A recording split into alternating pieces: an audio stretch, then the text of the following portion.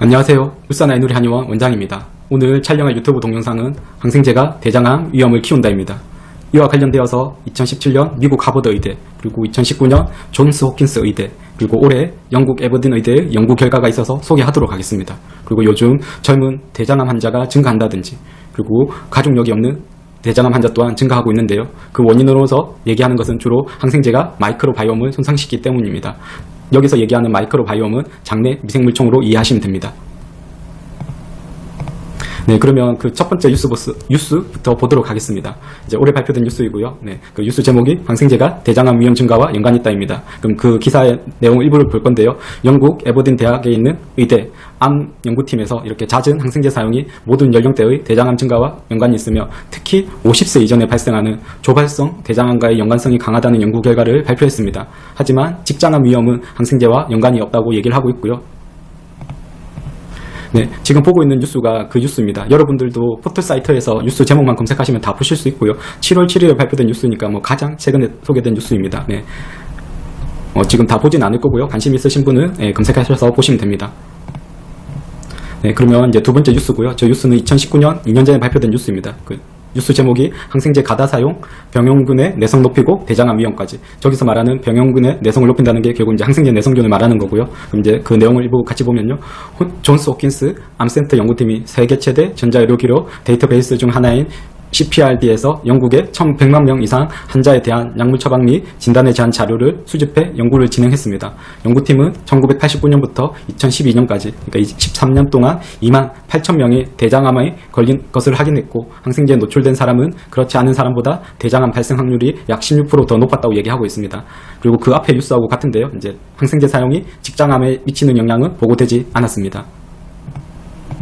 네, 조금 전에 읽은 기사입니다. 마찬가지 이 기사도 포털 사이트에서 제목 검색하시면 다 보실 수 있으니까 관심 있으신 분은 그 기사 제목 검색하셔서 보시면 되겠습니다. 그리고 세 번째 뉴스입니다. 2017년에 발표된 뉴스이고요. 그 뉴스 제목이 항생제를 2달 이상 복용했었을 때 대장암 위험이 껑충이라는 제목으로 보도가 됐습니다. 항생제를 장기 복용한 여성의 60% 이상에서 대장 선종, 이제 보통 이제 용종으로 많이 알고 있죠. 발견됐었고요. 대장 용종은 보통 이제 대장암의 씨앗으로 많이 표현을 하고 있습니다. 그럼 이제 그 기사를 일부 같이 보면요. 하버드 의대 교수팀에 따르면 20대에서 50대까지 항생제를 2달 이상 장기간 복용한 여성이 그렇지 않은 이보다 전암성 병변이 훨씬 더 많이 발견됐다고 얘기를 하고 있고요. 그러면서 교수가 항생제를 장기간 복용하면 대장암 발병 위험이 확실히 높아진다는 사실이 입증됐다는 점에서 의의가 있다고 얘기를 하고 있습니다. 과거에도 항생제와 대장암의 연관성을 밝힌 연구 결과가 발표됐다. 이번 연구 결과를 계기로 항생제를 장기간 복용하는 데 따르는 위험을 더욱 명확히 했다고 생각된다고 말하고 있습니다. 네, 조금 전에 읽은 기사 전문이고요. 마찬가지 이 기사도 포털 사이트에서 저 뉴스 제목 검색하시면 전문을 다 보실 수 있으니까 관심 있으신 분은 찾아서 보시면 되겠습니다.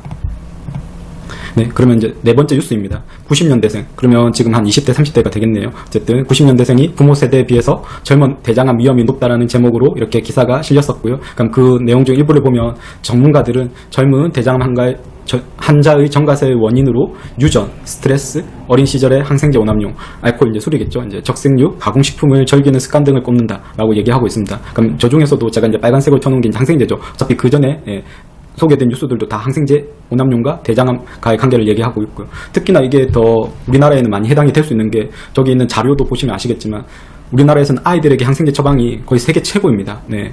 노르웨이에 비해서는 거의 8배 가까이 많고요. 미국, 독일에 비해서도 3배 이상 많고 OECD 국가 중에서도 항생제를 많이 사용한다고 하는 스페인, 이탈리아에 비해서도 거의 2배 가까이 많은 편입니다. 네. 이건 하루 이틀에 이렇게 많은 게 아니고요. 정말 수십 년, 최소 20년 이상 동안 꽤 어린 아이들에게 항생제 처방 건수가 거의 전 세계 최고 수준일 정도로 많았었습니다. 네. 그 뉴스이고요. 마찬가지 이 뉴스도 포털 사이트에서 뉴스 제목 검색하시면 나머지 기사들을 다 보실 수 있으니까 관심 있으시면 한번 찾아서 보시면 되겠습니다. 네, 그리고 다섯 번째 뉴스입니다. 뉴스 제목이 마이크로바이옴, 소화기 질환부터 암, 정신질환, 코로나19까지 치료. 저기서 코로나19까지 치료를 한다는 말은 이제 면역력과 관련이 있다 이렇게 이해하시면 될 것 같습니다. 분당에 있는 서울대병원 이동호 교수는 지난 5일 서른 박해 의원이 개최한 포스트 코로나 시대 신산업 육성 토론회에서 마이크로바이옴을 현대의학의 빅뱅이라고 표현하면서 다소 늦었으나 정부, 기업, 의료계, 연구기관이 협업해 마이크로바이옴에 대한 국가적 역량을 향상하는 데 집중해야 한다고 강조하고 있습니다.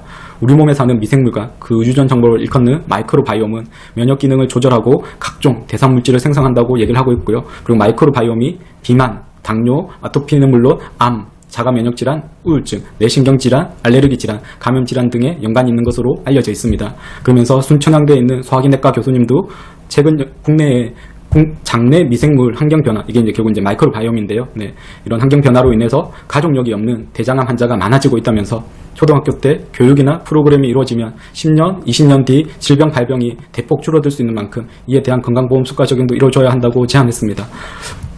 오늘 제가 이렇게 방송을 촬영하는 이유도 저 이유와 꽤 많이 연관이 있습니다. 그러니까 저 교수님도 정말 마이크로바이옴이 우리 건강에서 꽤 중요하다는 걸 교육을 통해서 알리면 당연히 10년, 20년 뒤에 이와 관련되어서 생기는 여러 가지 안 좋은 질병의 발병을 줄일 수 있다고 얘기를 하고 있지 않습니까? 그럼 그 마이크로바이옴에 가장 큰 손상을 입히는 것은 항상 1순위는 항생제입니다.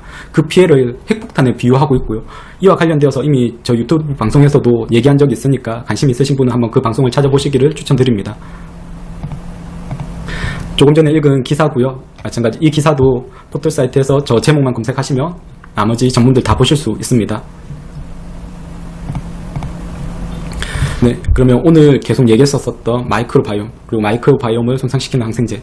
우리나라가 최소 20년간 항생제 오남용이 전 세계 최고였다는 것은 이미 많은 통계들을 통해서 알려져 있습니다. 그 중에서 특히 문제가 되는 것은 아이들입니다. 네, 그 최소 20년 이상 어린 아이들에게 항생제를 오남용했더니 그 결과 대장암 발생률이 거의 전 세계 1, 2위일 정도고요. 그리고 알레르기 비염이라든지 크론병이 지난 20년간 10배 이상 급증하고 있습니다. 그 외에도 다른 알레르기 질환이라든지 자가 면역 질환도 급증을 하고 있고요. 이와 관련되어서 KBS 다큐 인사이트라는 프로그램에서 올해 2월 25일과 3월 4일 2부작에 이렇게 방송을 한 적이 있습니다. 저 두 방송은 꼭 시간을 내셔서라도 보시기를 추천드립니다. 그 이제 제목이 마이크로바이옴, 이제 뭐 항생제 이런 식으로 2부작 이렇게 나눠서 방송이 됐었거든요. 네, 뭐 KBS 홈페이지라든지 아니면 이제 뭐 다른 프로그램을 통해서 다시 보기를 통해서 보시고요. 네, 저기 보시면 마이크로바이옴 3월 4일, 뭐 2월 25일 이렇게 2부작으로서 나눠서 방송이 됐습니다. 정말 꼭 보시라고 추천을 해드리고 싶습니다.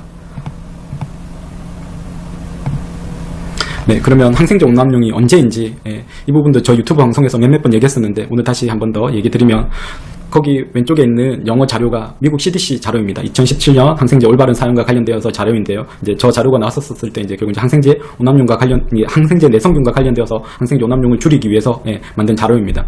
그 중에서 빨간색 밑줄 친 부분이 핵심적인 부분인데요. 네, 그러면 이제 거기 해석도 제가 해놨으니까 한번 보면 항생제는 바이러스 질환이 감기, 독감, 기관점 이 세 질환에는 전혀 효과가 없다 그 뜻이고요.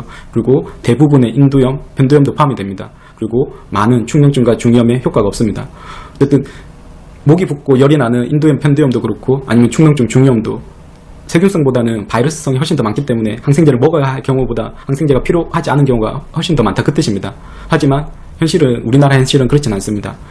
감기에도 여전히 40% 가까이 항생제를 처방하고 있고요. 그럼 감기가 아닌 뭐 기관지염이라든지 인두염, 편두염, 축농증, 중이염 거의 대부분 항생제를 처방하고 있는 것이 우리나라 현실입니다. 그게 하루 이틀이 아니라 최소 20년 이상 이렇게 지속되어 왔었고요. 네, 그러면 오늘 방송을 정리를 하도록 하겠습니다. 항생제 오남용은 안타깝게 대장암의 발병 위험을 높입니다. 대장암뿐만 아니라 이렇게 항생제는 마이크로바이옴을 손상시켜서 알레르기 질환, 뭐 비염, 아토피 천식이 되겠죠. 두드러기도 마찬가지고, 그리고 자가 면역 질환, 뭐 류마티스라든지 염증성 장질환, 그리고 염증성 장질환에는 뭐 크론병이라든지 이런 궤양성 대장염, 어쨌든 자가 면역 질환의 발병 위험도 높이고요. 그리고 항생제 오남용의 가장 심각한 문제는 항생제 내성균 슈퍼박테리아 문제입니다. 이와 관련되어서도 마찬가지 저희 유튜브 방송에서 이미 촬영한 부분이 있으니까 관심 있으시면 한번 찾아서 보시면 되고요. 그럼 거기서도 보시면 질병관리청에서 만든 자료입니다. 네, 그러니까 2050년 항생제 내성균으로 인한 사망자가 지금처럼 꾸준히 증가하면 약 30년 뒤인 2050년에는 3초에 한 명씩, 그러니까 매년 전 세계에서 1000만 명의 사망자가 발생될 것으로 예측하고 있고 경고하고 있습니다. 매년 1000만 명의 사망자가 얼마나 많은 숫자냐고 하면 지금 어쨌든 전 세계에서 가장 심각한 문제는 이제 코로나죠. 코로나로 인한 작년, 올해, 그러니까 2년에 걸친 오늘까지 총 사망자가 400만 명입니다. 네. 근데 매년 1000만 명이라고 하면 얼마나 심각한지 아시겠죠? 네.